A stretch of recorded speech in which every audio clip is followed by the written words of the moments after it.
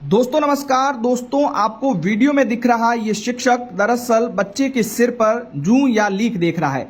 आप सोच रहे होंगे कि जूं या लीक ये बच्चे के सिर पर क्यों देख रहा है। दरअसल ये पूरा मांजरा शिक्षा विभाग के एक आदेश ने किया है।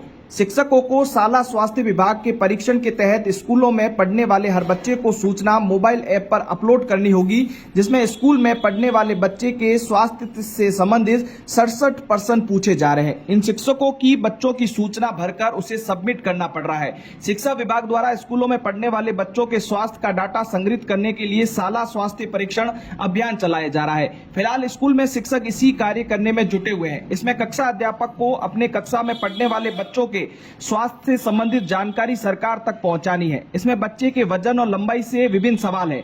ऐसे में शिक्षक संघ के ऐसे सर्वे का विरोध भी कर रहा है।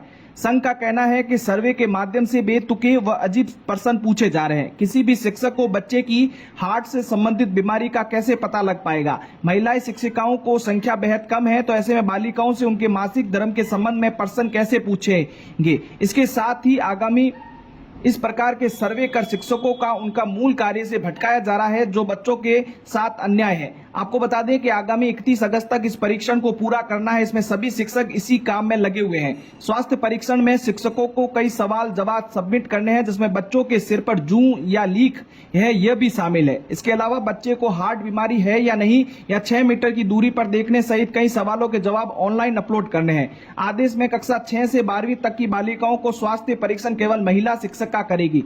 शिक्षकों को यह स्वास्थ्य परीक्षण का सर्वे आगामी 31 अगस्त तक पूरा करना है, और किसी कारण से यदि इन दिनों बच्चे स्कूल नहीं आ रहे हैं तो संबंधित शिक्षक को बच्चे के घर जाकर ये सर्वे पूरा कर उसे ऑनलाइन सबमिट करना है। तो ऐसे में अब शिक्षा विभाग द्वारा उन्हें सर्वे कर जोड़ दिया गया है, जिसमें शिक्षक को यह बताना होगा कि बच्चे को हार्ट से संबंधित कोई शिकायत है या नहीं, जबकि इस प्रकार की गंभीर बीमारी को सिर्फ डॉक्टर ही जांच सकता है।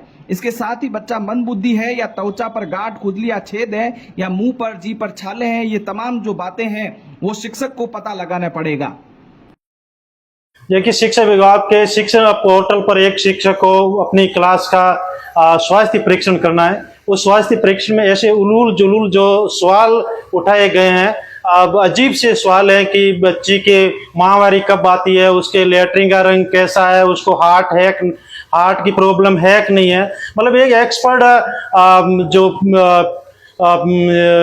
डॉक्टर होता है वो भी इसको एनालिसिस नहीं कर सकता है। वो काम शिक्षकों के द्वारा कराया जा रहा है। दूसरी तरफ सरकार के निर्देश हैं, और सरकार ही इस पर हमने शिक्षा विभाग स्कूलों मुहिम चलाई है, बैड टच गुड टच, तो उसको लेकर के भी शिकायतें आ रही है। दूसरी तरफ इस तरह शिक्षकों को ऐसे सवाल, जो शिक्षक और शिष्य के बीच में बाप बेटे का जो संबंध होता है, रिश्ता होता है, जो सदियों से चलता आ रहा है, उसको तार तार करने की यह साजिश है। और शिक्षा विभाग के जितने भी कार्य, जितनी योजनाएं, उनके प्रति सरकार को बहुत गहन से अध्ययन करके आगे प्रेषित करनी चाहिए। इसके बाद शिक्षकों में भी रोष है, और अभिभावक भी डरे और सहमे हुए हैं। दूर दराज के स्कूल हैं जहाँ बहुत मुश्किल से शिक्षक मिल रहे हैं, और जहाँ बहुत सारे स्कूल हैं, जैसे जैसलमेर में शायद 100 के आसपास ऐसी स्कूल होंगे जहाँ एक भी महिला शिक्षिका नहीं है। ऐसी स्कूलों में इस तरह के सवाल पैदा करना शिक्षक की गरिमा के साथ में बहुत बड़ा खिलवाड़ है, और हम सरकार के इस आदेशों की भर्त्सना करते हैं। आर्ट के बारे में तो जब आपके जिला हॉस्पिटल भी व्यवस्था नहीं है, वो शिक्षकों के बारे में एक तरह के स्वास्थ्य के साथ भी एक खिलवाड़ है, एक मजाक है। इस तरह की मजाक शिक्षा में जब शुरू हो जाएगी तो उसके खामियाजे बहुत गलत होंगे, और एक गलत मैसेज जाएगा कि भारत राजस्थान में शिक्षा व्यवस्था किस कदर जा रही है। ये परीक्षण बिल्कुल फर्जी ही है, और फर्जी बनाने के लिए ये क्या है, हम इसका पुरजोर विरोध करते हैं।